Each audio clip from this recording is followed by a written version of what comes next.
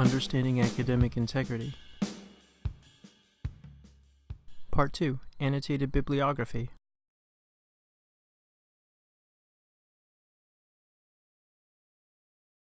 An annotated bibliography is very similar to a works cited page, only it contains descriptive information about the source that you consulted. Descriptions might include a summary or analysis. In this case, you might need to talk about why this source is relevant to your topic. For proper documentation, we consult the MLA handbook for details. These source components are called core elements by MLA, and they help us document sources that could be in print or online. In this case, the editorial is contained in a newspaper, and the newspaper is contained in the Gale database, Global Issues in Context. You might notice citation tools in various databases. They can be very helpful, but you always have to make sure that they're accurate.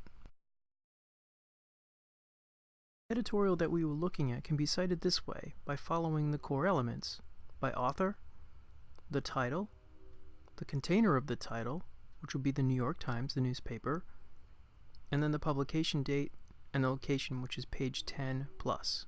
The plus indicates that it's in a newspaper and is often cited on other pages. There's no contributors or versions or numbers, and the publication is not required.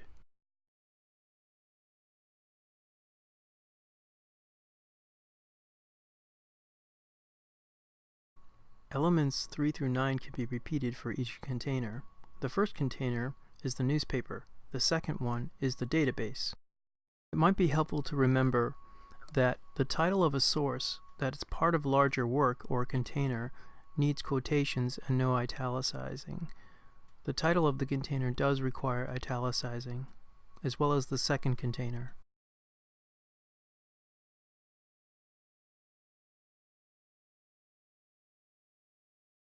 Here's our second container, the database, and the location is the URL. The HTTP is not necessary and can be omitted, and you should use a DOI if you have one available.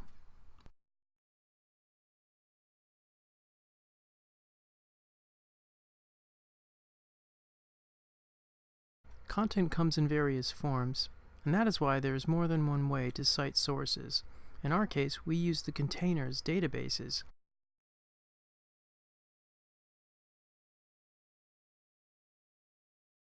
If you have any questions about formatting, please contact us.